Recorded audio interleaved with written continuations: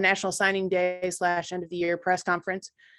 Just a reminder that we will go through the order as which they were, or the order as you RSVP'd to Kristen. So we will not do hand raising today. So Coach, we'll start with an opening statement.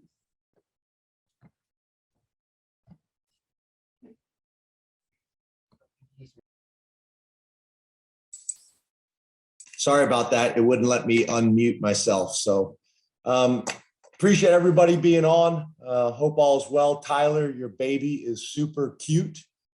Super cute. Thank God he took after mom. But congratulations. I hope everybody is well. Obviously, just finishing up recruiting this morning, which is what I'd call the late signing day. I think the first signing day is the signing day, and this is the late signing day rather than calling it the early signing day and signing day. Really proud of the staff and what we've been able to do throughout this entire process. Obviously, we're getting ready to kind of turn the page and start on the next classes, as well as winter workouts and spring ball and summer workouts. Obviously, we got a lot of work to do, a lot of planning that's gone into all these things.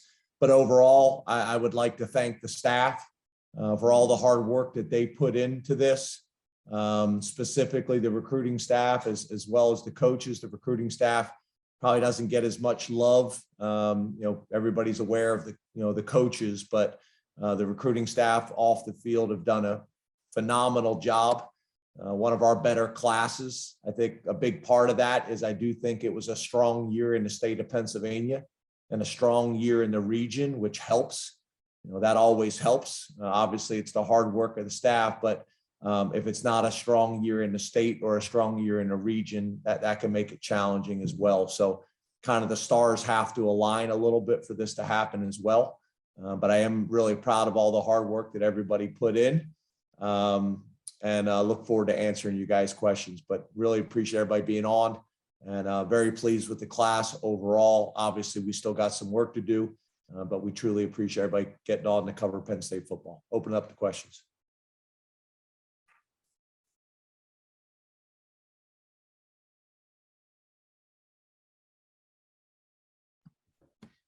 We'll start with Rich Starcella from the Reading Eagle, and then we'll go to Audrey Snyder.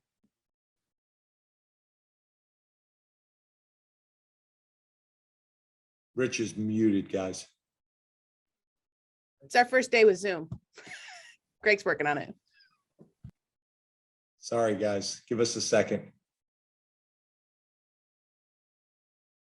We're not in the stadium where we normally are. We're in my office, so some things are a little bit different. I apologize. Trying to get Rich unmuted. Okay, there it is. Yep. Sorry about that, Rich. No problem.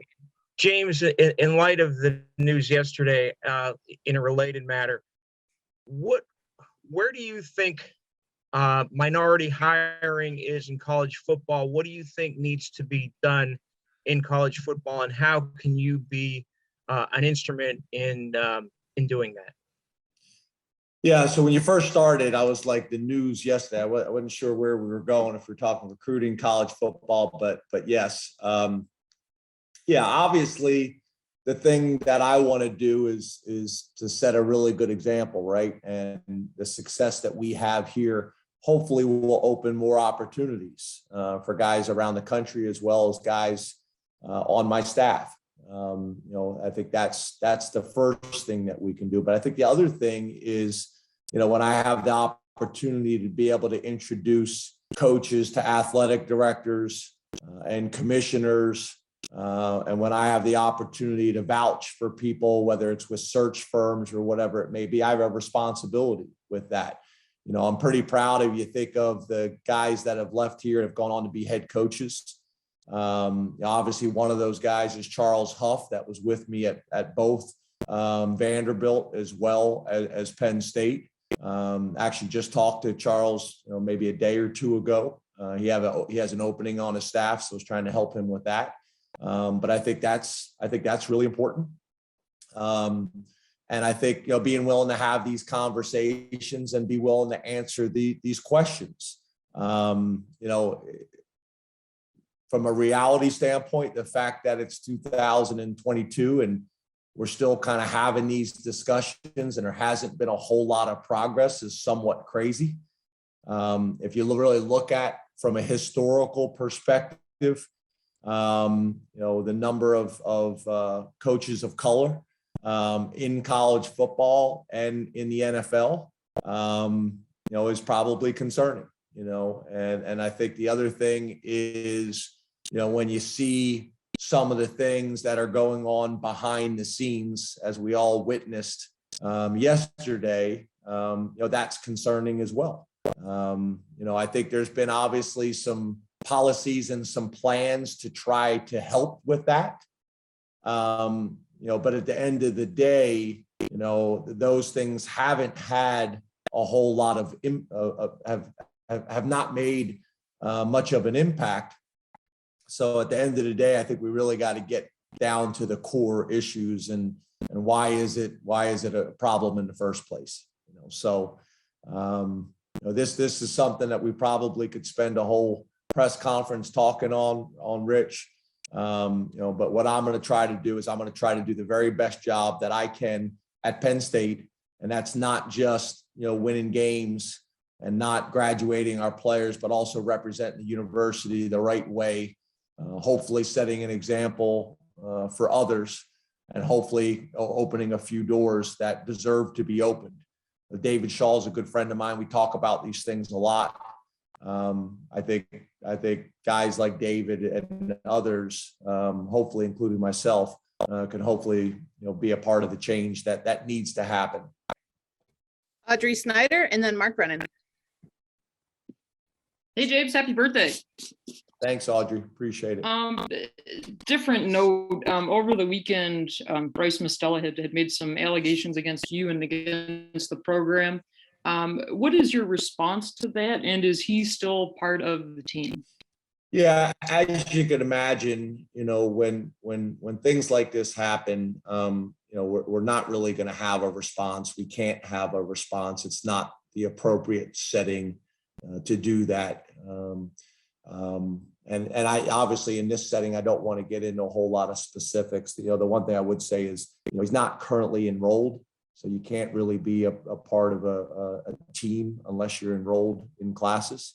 But obviously our focus is on all of our student athletes, you know, in the entire athletic department and specifically football, is to make sure that our guys are healthy and safe.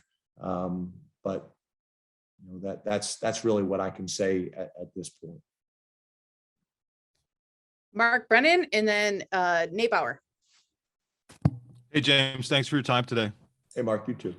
Hey, on the recruiting front, can you talk about how your focus has had to change in January over the last few years from finishing up a current class to, you know, now having multiple junior days, the portal, all of those things? It seems like a completely different animal now than maybe it once was. Yeah, and I'd probably say the biggest thing is college football's changed dramatically in the last 5 years and specifically to probably the last 2 years. And I think it's a really good example of, you know, you're going to need to be flexible as a football program.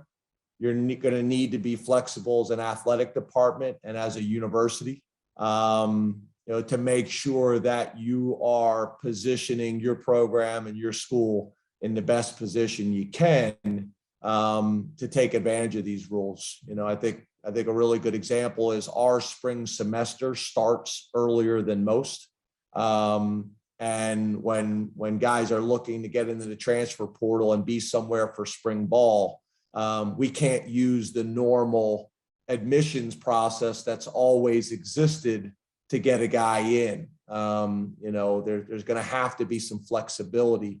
You know, there was a fairly prominent school, you know, that just got some guys, you know, on their campus and in class, and they have a similar academic schedule that we have, and they were able to get guys into school, you know. So I just think it's something that not only the NCAA and the Big Ten has to look at, but all these different institutions have to look at as well and say, okay, these are the new rules.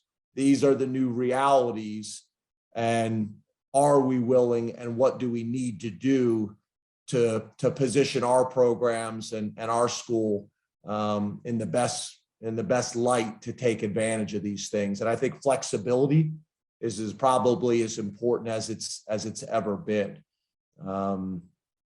So I think that's one example of many, but I think I've said to you guys before, it's interesting. I think a lot of these changes that we've made has made the argument for staffs to get bigger rather than smaller, because there's just too many things that are going on at the same time.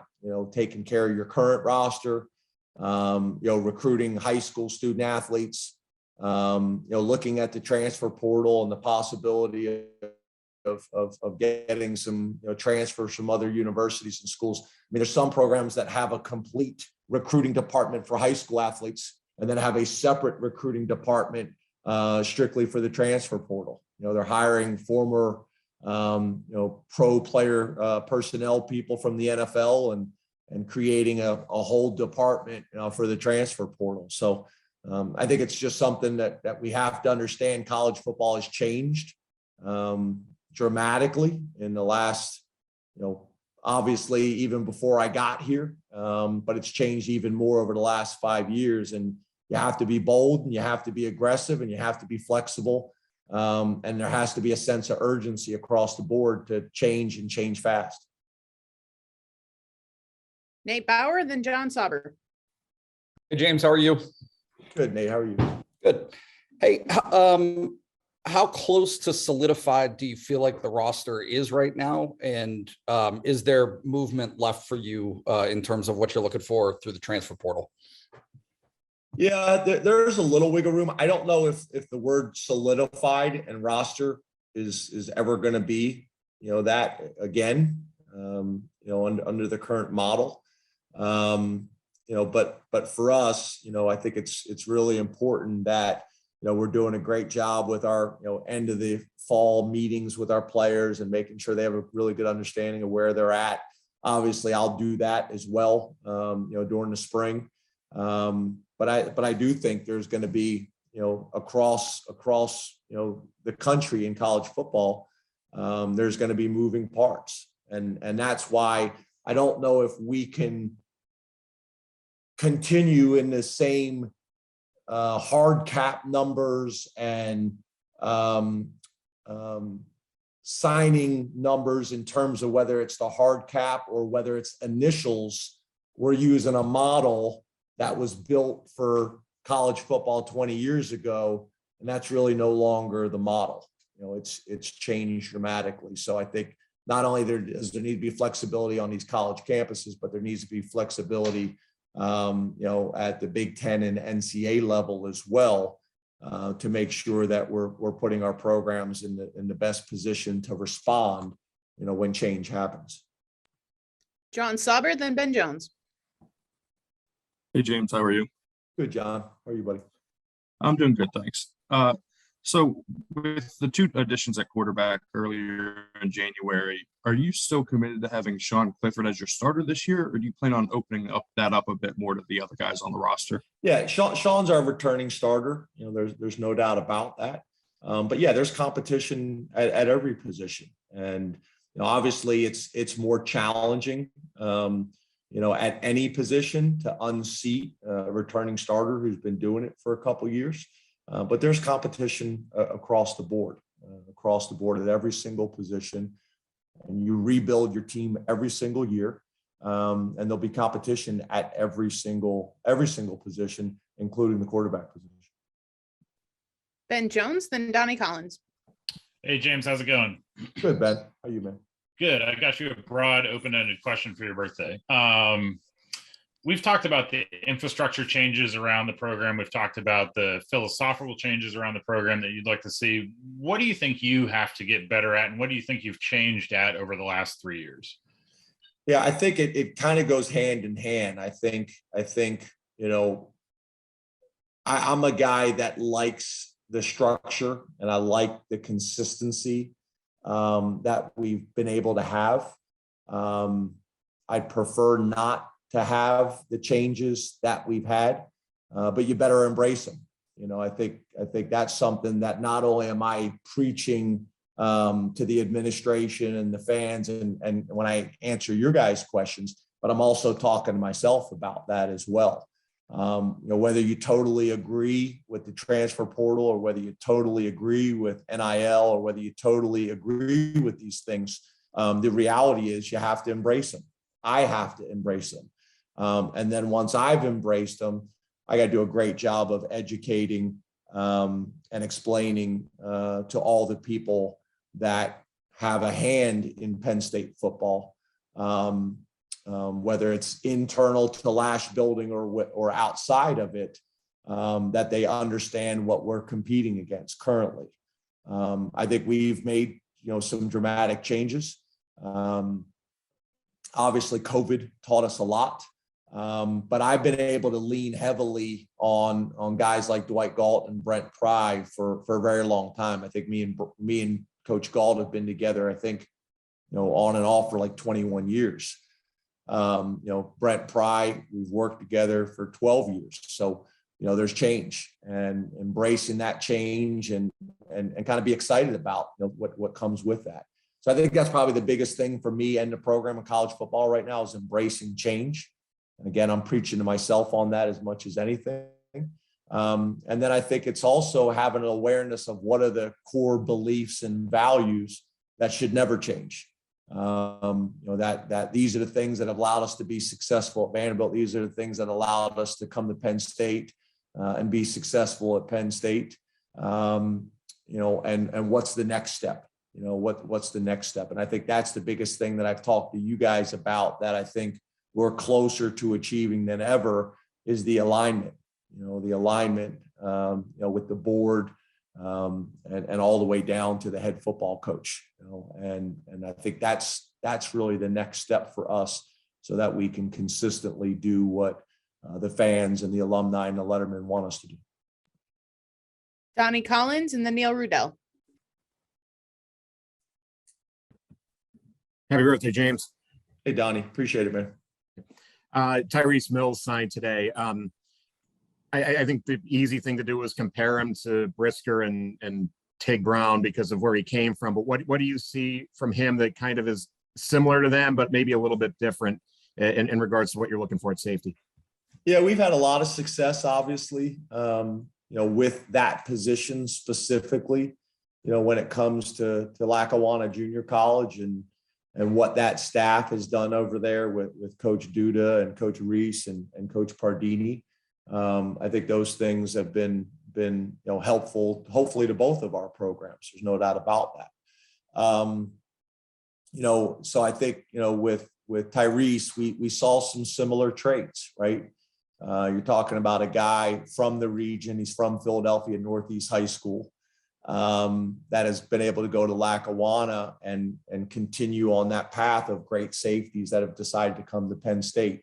Now, one of the things that's great, that's a little bit different, is whether you're at Penn State or whether you're at Lackawanna Junior College, that COVID year still has the same impact. So you're talking about getting a junior college guy that has 3 years of eligibility here, which is tremendous value in that. It's kind of a hybrid high school, junior college type player. But I think the biggest thing is his physicality. You're talking about a guy that I think can play really, in my mind, how I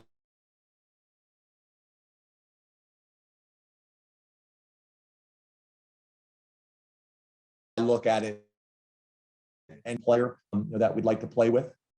I think he has a chance to play all three of those spots for us. I think his biggest strength is coming downhill and supporting the run like Marcus Allen did as well. But he also has the athleticism and ball skills to make some plays in those areas as well. So we're excited to get him on campus. I wish he was in a situation like JB Nelson that was able to be here, for spring ball. He's not, but we're excited about his potential. We're excited about his future. And again, I think the 3 years of eligibility is significant. Hopefully we can get him involved in special teams and get him on the rotation in the back end and just let it build and grow from there from a confidence standpoint. I don't know about you guys, but I'm just enjoying watching Tyler Donahue get his rear end beat right now, trying to manage this at the same time. It's awesome. So I don't know if you guys are having the opportunity to enjoy this the way I am. I got 125 of them, Tyler. You got one. Let's go. We'll go Neil Rudell and then Corey Geiger.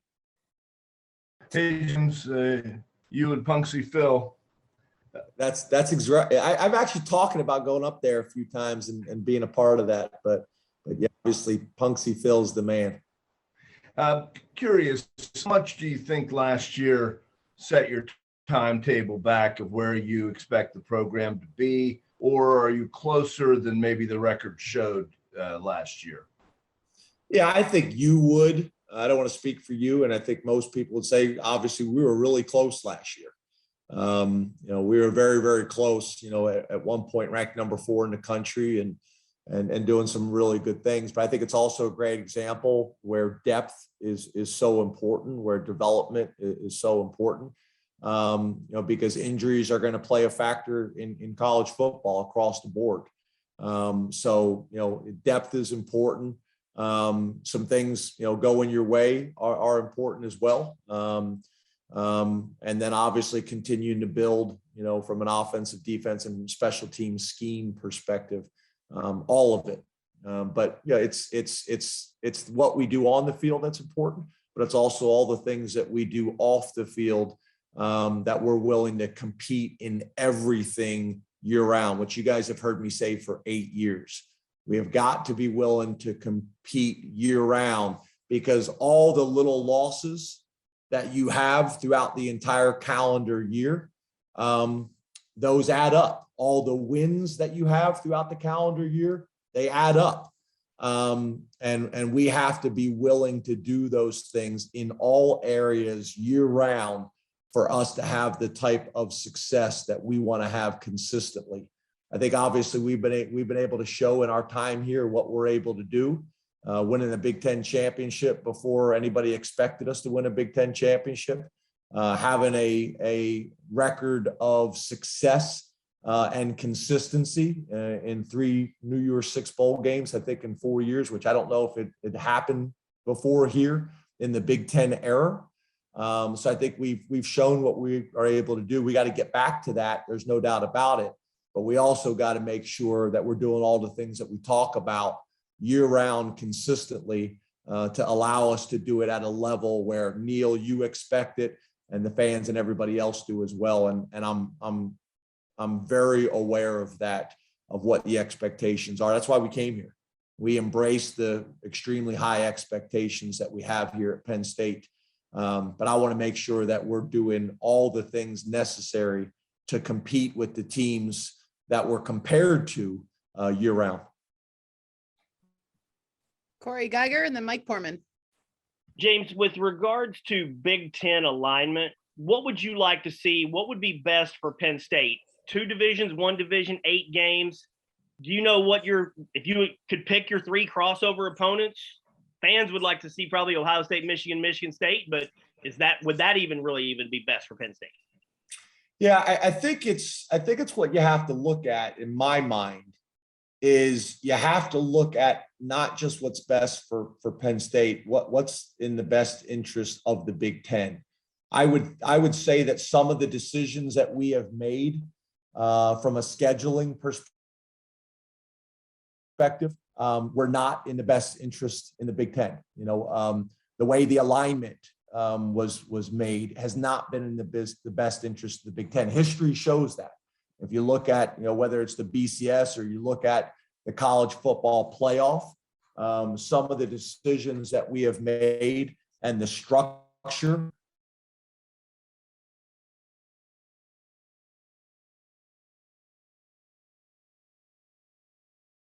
that we have, say at 8, you'd make the argument from a historical perspective, they have not been in the best interest of the Big Ten.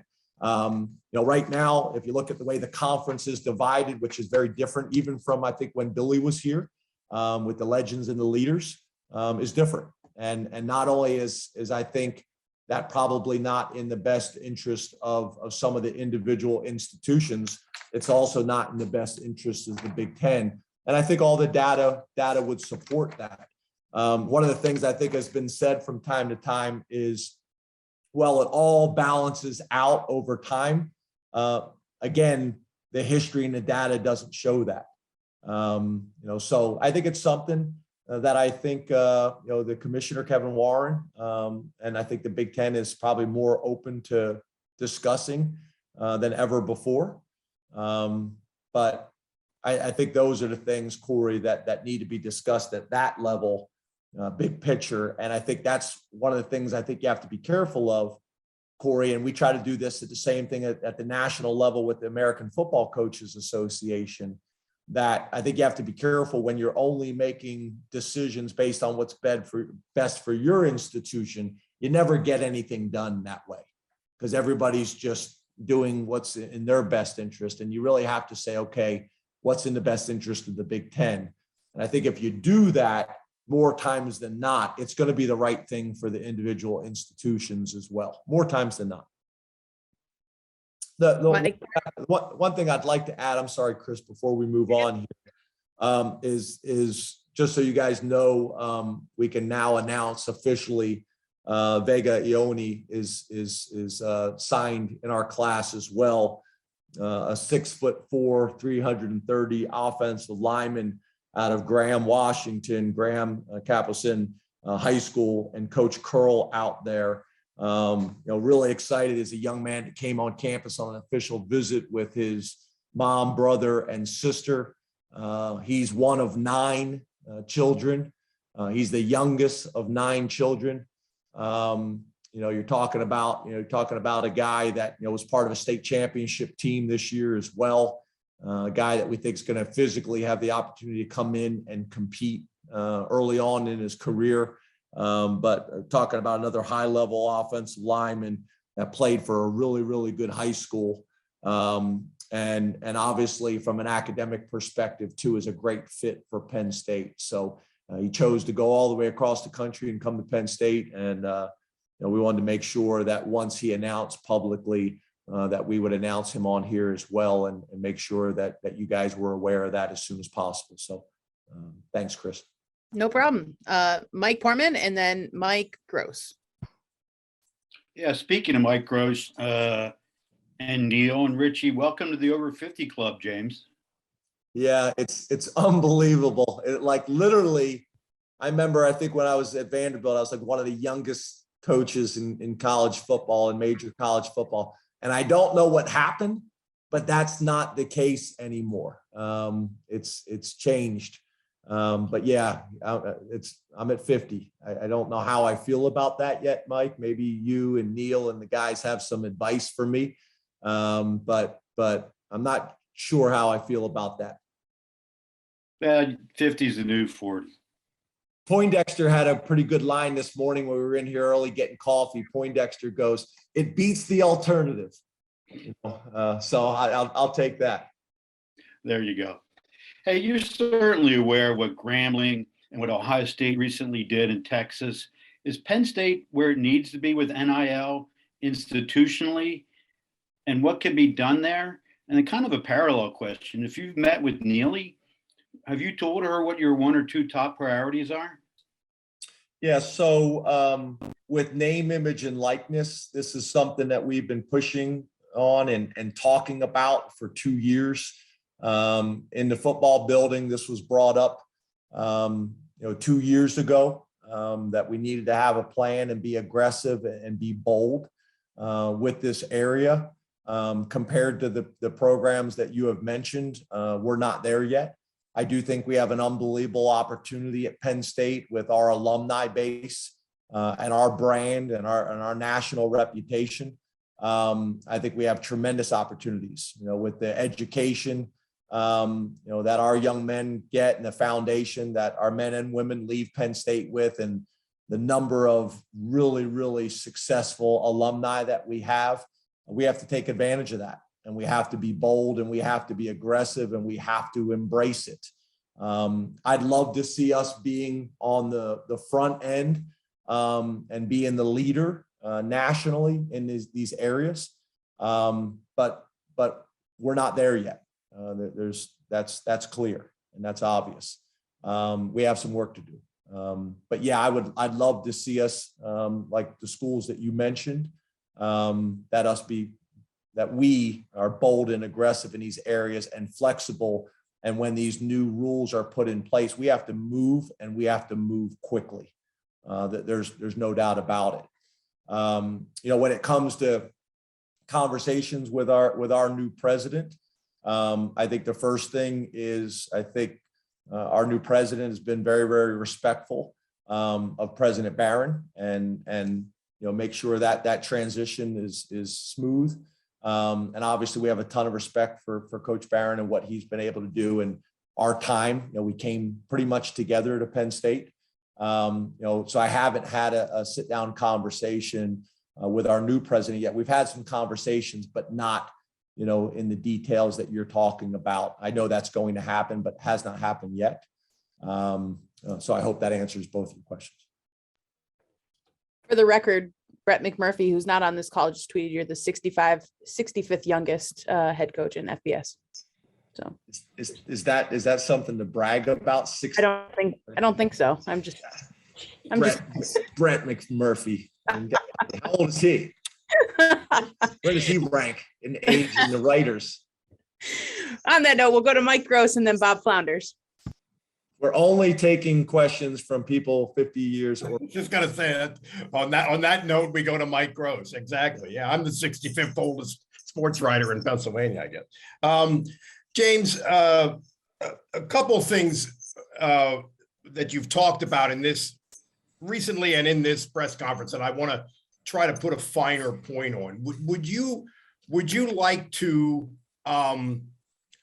Would you like to? Some schools have done the NIL stuff, kind of farmed it out to to specific people who do that. Would you like to have Penn State have its own sort of department of that, I guess? And the other thing is with the portal and the recruiting stuff, you talked about schools that now have completely separate personnel that do transfer portal and recruiting. Would you like to have that specific change? Yeah, so I guess to answer your question, I think we have to be bold and aggressive. I think we have to sit here and say, okay, here's a rule that's coming, that's going to be a change. And how are we going to take advantage of that rule under the Penn State umbrella that everybody is comfortable with and have thorough discussions about it? And then the same thing under the state rules and laws. And then once we do that, which we should be able to do very quickly, then we need to move, and we need to be one of the leaders in college football. We need to be one of the leaders in college athletics, and put some things out there that people can be excited about and that people can get behind, and that put our student athletes in the best position and put our individual teams in the best position to be successful and compete year round. We have to be bold and aggressive.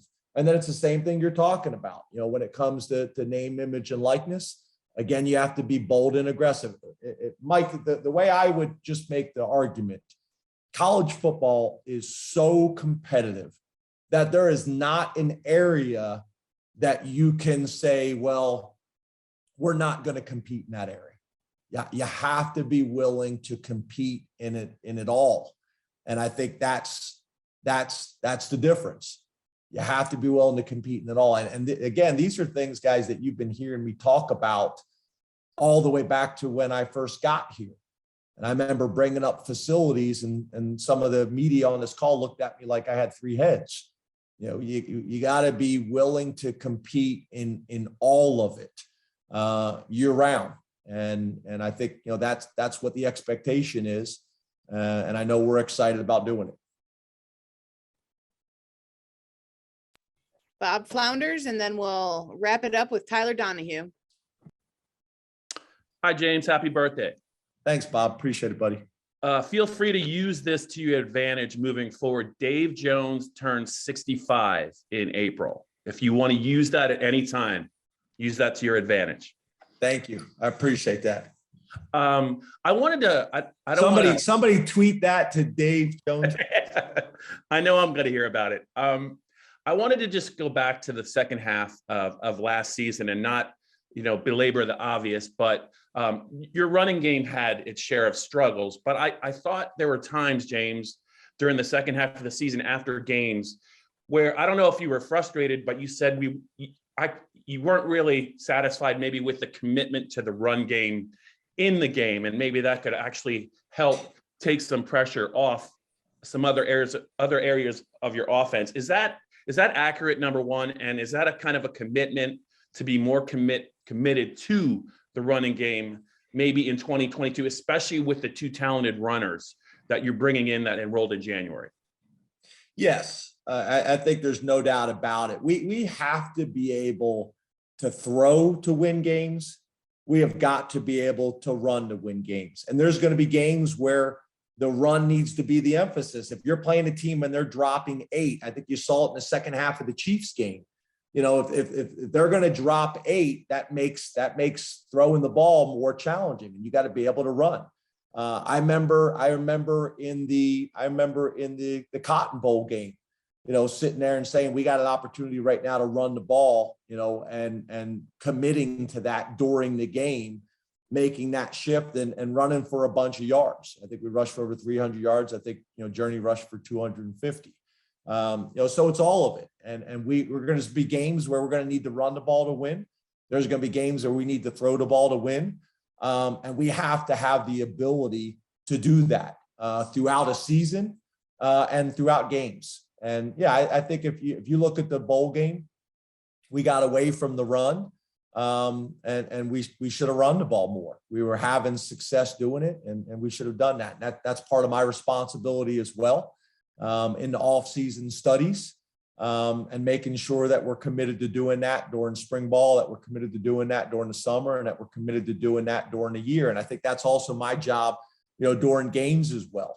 I'd have conversations with Brent Pry during the game where I felt like we need to be more aggressive or call coverage or whatever it may be. And the same thing on offense. We need to push the ball down the field here and take a shot. We need to run the ball more.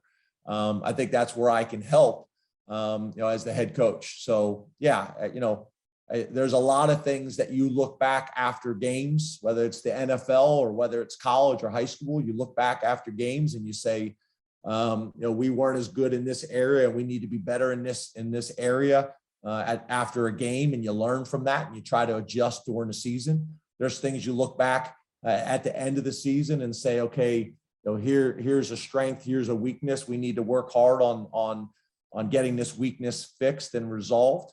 And then I think there's also a little bit, with the run game where you have to be patient.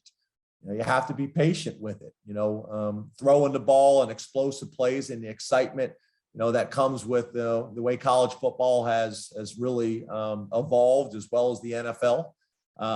If you're not careful, you become too throw heavy. And I just want to make sure that we have the ability to do both. And that's through development of our players. That's through recruiting. That's through scheme. That's through fundamentals. That's through all of it. And that will be an emphasis this spring. That will be an emphasis this summer and next season as well.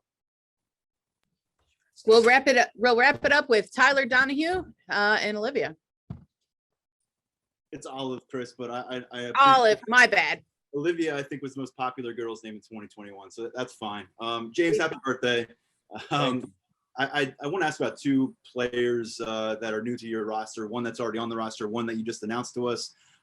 Vega, how did that come together in such a short time period? And what does that commitment and signing, I guess, show trust reciprocated on both sides in a short period? And then Mitchell Tinsley put up crazy numbers last year at Western Kentucky. He's now on campus with you.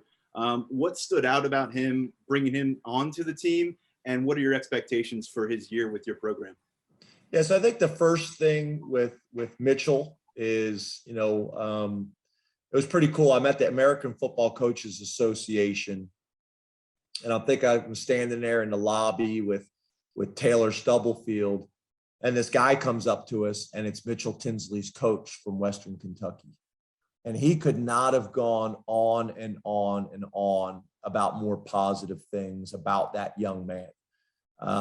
And as you know, when guys transfer, that's not always the case. And, this guy just could not have been more positive. He had decided he was going into the transfer portal. They had asked him to play in the bowl game anyway. He played in the bowl game, obviously had a big year. And that's what we've seen since we, have gotten him on campus. The strength staff has been really impressed by him. Sean Clifford, who I think is his roommate, has been really impressed with him. I think we've done a really good job of these guys in the transfer portal, not just checking out their film, but doing extensive background checks and calling around all the way back to high school coaches and college coaches to make sure we understand what we're getting. It's amazing how often that's not happening. Guys that are getting signed by other schools and no one's ever called and checked on them at the previous institution, which is concerning to me. But obviously that gives us a veteran guy with Jahan leaving. Jahan obviously was extremely productive. Mitchell was very, very productive as well. Gives us an older guy. We think we got some really talented young receivers as well, but this gives us an older veteran presence who's had a lot of production in that room. So I think there's going to be a lot of value for both parties there, and then when it comes to Vega, just really pretty cool. Stacy Collins has got history, obviously in that part of that country, specifically recruiting. Has got some relationships out there. So I think that played a part in this. Taylor Stubblefield is also from the state of Washington. My wife is from the state of Washington, coached out there. So we were able to reach out and connect, and there was interest. I think early on it may have just been a trip, but there was some interest. Came out on the trip, really liked our guys. Our guys do a great job when these guys come on campus of kind of getting a feel for our culture and kind of see how we interact with each other and really telling them the truth, which I think is really important. It typically, recruiting is usually sealed by the players and how they make the recruits feel when they're on campus.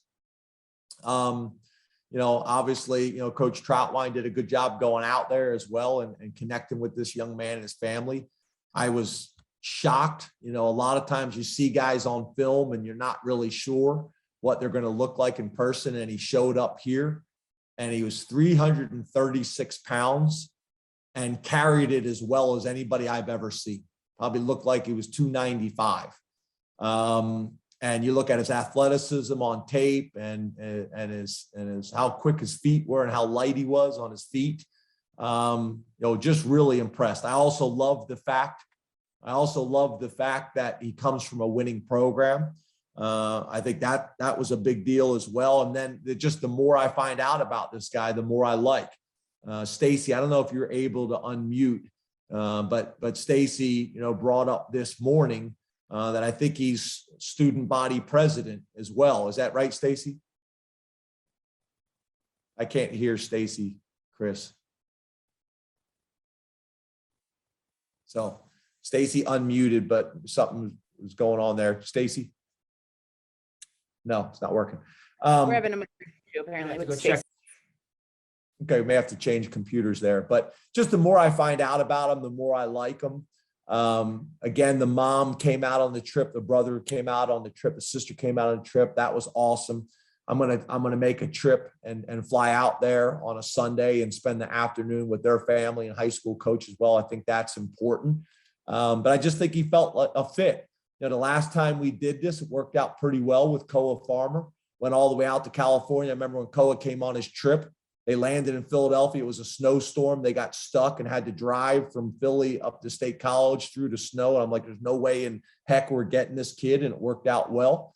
So as you guys know, we'd like to recruit a little bit more nationally. And getting a guy like Vega to come in here, hopefully that will help. He'll come here and have a great experience and hopefully be able to go back and get a few more guys. So, we're really excited about him at a position of need.